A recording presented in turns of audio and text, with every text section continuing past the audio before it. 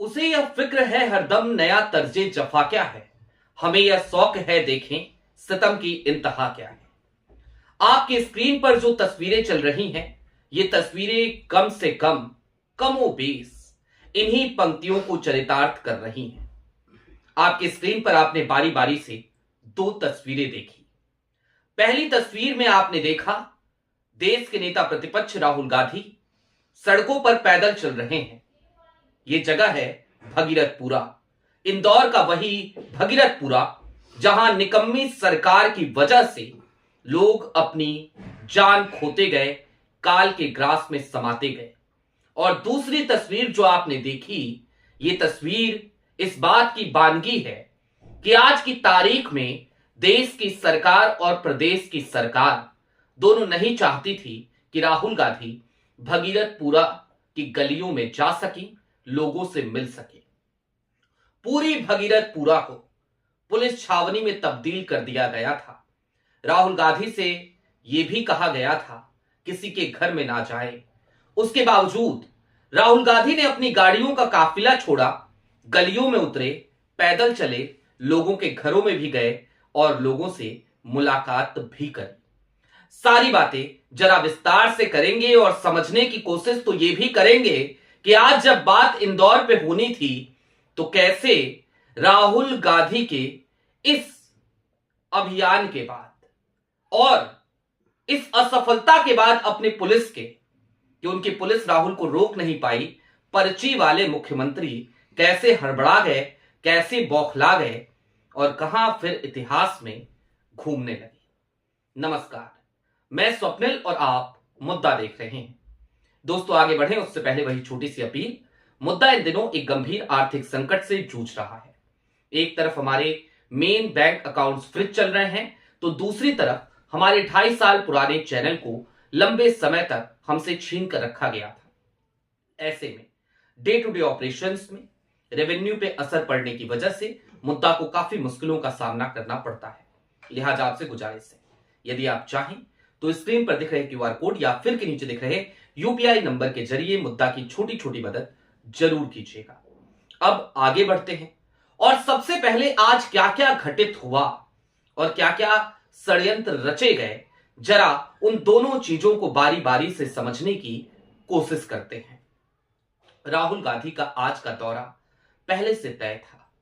राहुल इंदौर पहुंचने वाले थे। राहुल की सभा को मध्य प्रदेश सरकार, मध्य प्रदेश प्रशासन, इंदौर प्रशासन, उन्होंने अनुमति नहीं दी थी। ऐन वक्त पे परमिशन कैंसिल कर दिया गया कि राहुल गांधी यहां पर आकर किसी भी तरीके की कोई सभा नहीं कर सकेंगे। उसके बाद आमतौर पर कोई नेता होता है तो वो कहता है कि जाऊंगा, भाषण नहीं दे पाऊंगा, सरकार पे खींच नहीं निकाल पाऊंगा तो क्या करने ही जाऊंगा। लेकिन राहुल ने कहा नहीं, वहां भाषण देने तो नहीं जा रहा था, जा रहा था इंदौर के भगीरथपुरा के उन लोगों से मिलने जिन्होंने अपनों को खो दिया, या फिर उन लोगों को ढाढ़स बंधाने जिनके अपनों के बचने की उम्मीद आज भी बाकी है, जो आईसीयू में वेंटिलेटर पर हैं। राहुल गांधी इंदौर पहुंचे, सबसे पहले बॉम्बे अस्पताल पहुंचे, वहां पर परिजनों से मुलाकात करी जिनके लोग एडमिट थे, हालचाल जाना, स्टेटस रिपोर्ट लिया।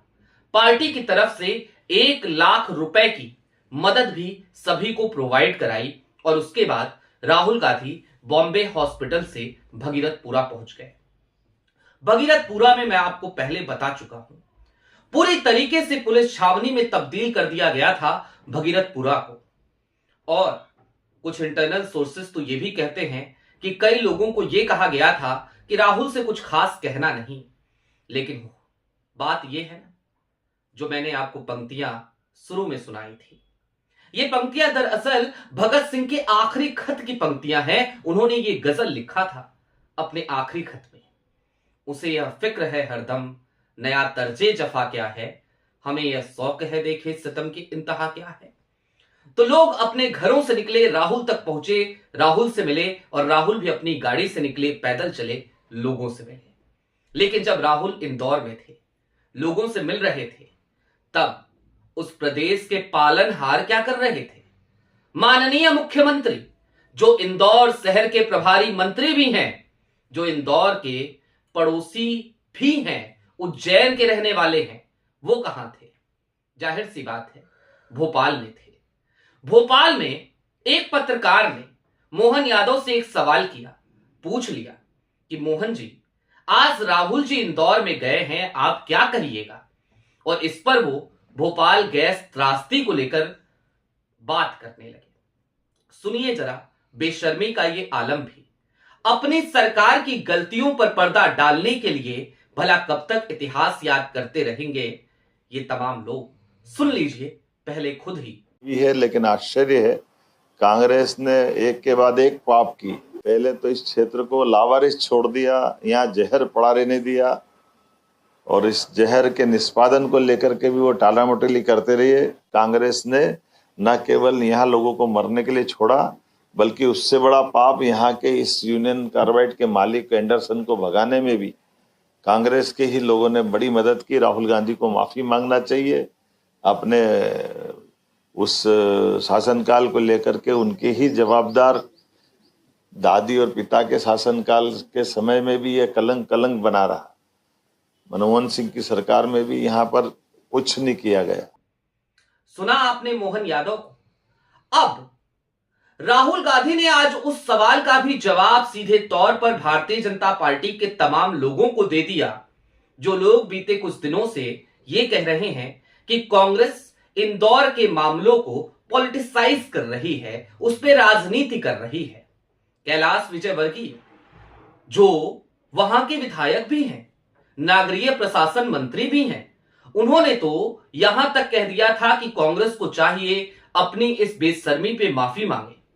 लेकिन इन सब के बीच मोहन यादव ने भी कुछ कहा था। मोहन यादव ने तो धमकाया था राहुल गांधी को, कहा था इंदौर में राजनीति नहीं करने दूंगा, लाशों पे राजनीति नहीं करने दूंगा। राहुल गांधी वहां पहुंचे तो इन तमाम सवालों का जवाब बड़े सधे हुए अंदाज में दिया, क्योंकि एक सवाल आ गया था। सवाल सीधा सा था। एक पत्रकार ने पूछा, राहुल जी, भाजपा कह रही है, सरकार कह रही है, आप राजनीति कर रहे हैं। राहुल ने क्या जवाब दिया वो सुनिए।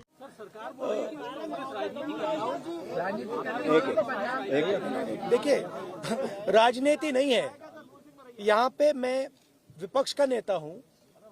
यहाँ पे लोगों की मृत्यु हुई है, यहाँ पे लोगों को साफ पानी नहीं मिल रहा है। मैं इनका मुद्दा उठाने आया हूँ, उनकी मदद करने आया हूँ। इसमें कोई गलत काम नहीं है। मेरा काम है। एक सेकंड मेरा एक सेकंड बोलने दीजिए मुझे। एक सेकंड मुझे बोलने दीजिए। आप सवाल पूछ रहे हैं, मुझे बोलने दीजिए।